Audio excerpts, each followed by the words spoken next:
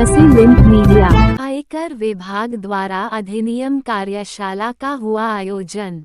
वाराणसी के महमूरगंज स्थित शुभम लान में आयकर विभाग द्वारा आयोजित 2 दिवसीय करदाताओं का हब नए आयकर अधिनियम के बारे में जानकारी दी गई। आज प्रथम सत्र का उद्घाटन प्रधान मुख्य आयकर आयुक्त उत्तर प्रदेश पूर्व लखनऊ अमल पुष्प द्वारा किया गया। कार्यक्रम में विशेषज्ञ के साथ सूचनात्मक सत्र आयोजन में कई सारे करदाताओं निर्धारित आम लोगों ने अपने अपने सवाल पूछे। हब में उपस्थित अधिकारियों ने लोगों के जिज्ञासाओं का निवारण किया और उनको उनकी समस्याओं के संबंध में उचित मार्गदर्शन प्रदान किया। साथ ही ए.के. झा मुख्य आयकर आयुक्त सेवानिवृत्त ने विस्तार पूर्वक उपस्थित सीए एवं बार के सदस्यों निर्धातियों को नए आयकर अधिनियम 2025 की विशेषताओं को बताया और प्रश्नों का जवाब भी दिया। इस तरह के आयोजन से करदाताओं को जागरूक करना तथा नई पीढ़ी को ये समझना है कि राष्ट्र निर्माण में करों की क्या भूमिका होती है। कार्यक्रम में ज्ञानवर्धक सत्रों, सांस्कृतिक कार्यक्रमों एवं सहभागितापूर्ण गतिविधियों का एक समन्वय था जो सीखने के साथ साथ मनोरंजन का भी अनुभव प्रदान किया। इस पहल से नागरिकों को अधिक खुला, संवादात्मक और सहभागितापूर्ण तरीके से जुड़ने का एक अभिनव प्रयास है जो विभाग की करदाता अनुकूल एवं पारदर्शी नीति को दर्शाती है। वही कार्यक्रम में सम्मिलित अध्यक्ष श्री काशी सर्राफा मंडल रवि सरार्फ ने बताया कि सर्राफा व्यवसाय में इधर बीच काफी उथल पुथल मचा है। सोना चांदी के भाव लगातार ऊपर नीचे हो रहे हैं, इसके बावजूद विभाग त्वरित कार्रवाई नहीं करता, जिसके वजह से सर्राफा व्यवसायों को काफी नुकसान का सामना करना पड़ रहा है। उन्होंने आग्रह भी किया कि इस तरह के आयोजन तभी सफल हैं जब आयकर विभाग त्वरित कार्रवाई करे जिससे व्यापारियों को नुकसान न हो। इस कार्यक्रम में आयकर महानिदेशक कन्वेंशन उत्तर प्रदेश अजय अत्री, प्रधान आयकर आयुक्त वाराणसी हरगोविंद सिंह, अपर आयकर आयुक्त वाराणसी आतेशाम अंसारी, आयकर विभाग के अधिकारी तथा कर्मचारी मौजूद रहे। साथ ही काफी संख्या में सीएओपी शुक्ला, पुनीत कुमार सिंह आदि लोगों की उपस्थिति विशेष रही।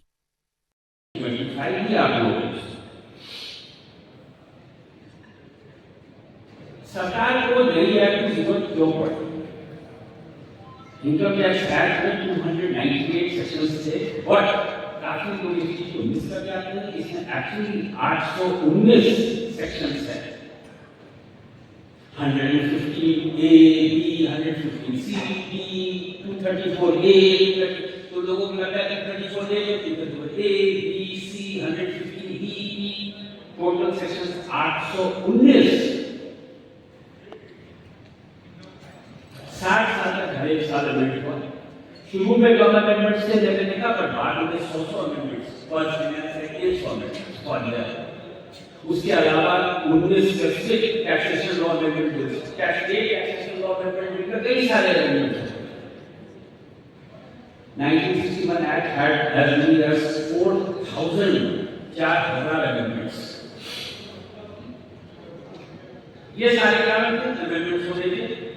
गवर्नमेंट प्रायोरिटीज, कभी स्टार्टअप्स को प्रमोट करना, कभी आईटी कंपनीज को प्रमोट करना, कई सारे अमेंडमेंट्स आए, एंटी गवर्नमेंट अमेंडमेंट्स आए, इंटरनेशनल टैक्सेशन के अमेंडमेंट्स आए, तो कई सारे अमेंडमेंट्स एक्ट क्लटर हो गया।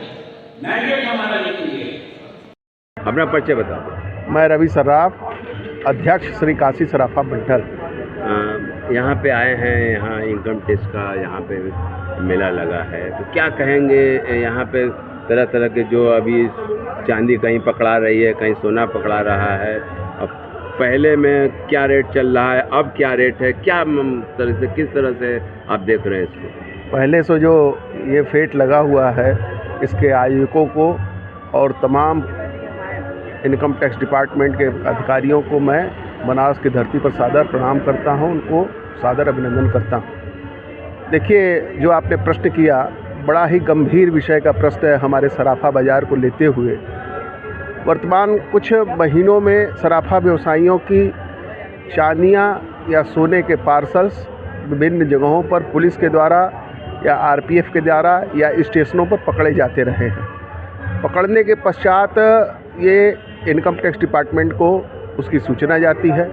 इनकम टैक्स डिपार्टमेंट उस माल को अधिग्रहित करते हुए उसकी इंक्वायरी पुटअप करता है। मेरा माननीय इनकम टैक्स अधिकारियों से यह निवेदन है कि उस माल की इन्वेस्टिगेशन बिल जब है तो आप करें, मगर जो माल है उसको तुरंत रिलीज कर देना चाहिए। इसमें देखिए, सराफा व्यवसायियों के साथ सबसे बड़ा समस्या ये है कि हर सराफा व्यवसायी, या यूँ कहें कि आज के समय में सराफा व्यवसायी अपने दुकानों पर सीसी लिमिट और ओडी लिमिट लेके अपने व्यापार को संचालित करता है। जब ये माल पकड़े गए उस समय सराफा बाज़ार में भाव जो थे चांदी के 1,80,000 से 1,90,000 रुपये के आसपास के थे, जो वर्तमान समय में 1,50,000 के आसपास हो गए हैं। उसके माल को जब आप पकड़ लेते हैं तो ये इन्वेस्टिगेशन में उसकी ये 40,000 रुपये किलो की जो नुकसान है, इसकी भरपाई न तो कोई डिपार्टमेंट कर सकता है और न तो कोई कुछ कर सकता है। बैंक के ब्याज की मार उसके ऊपर बराबर पड़ती रहती है, भाव में भी उसको नुकसान होता है।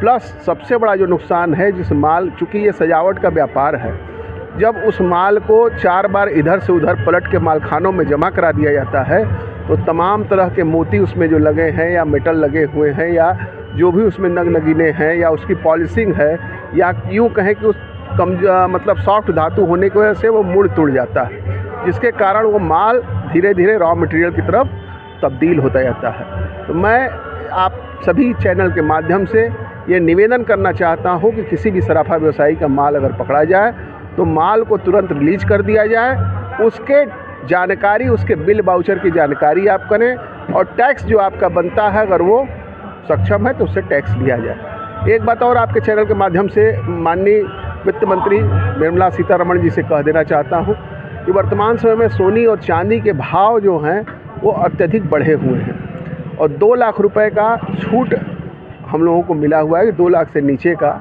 आप कोई भी सामान कैश कैरी कर सकते हैं। तो उस 2 लाख की छूट को हम बढ़ाकर कम से कम 10 लाख रुपया करना चाहते हैं।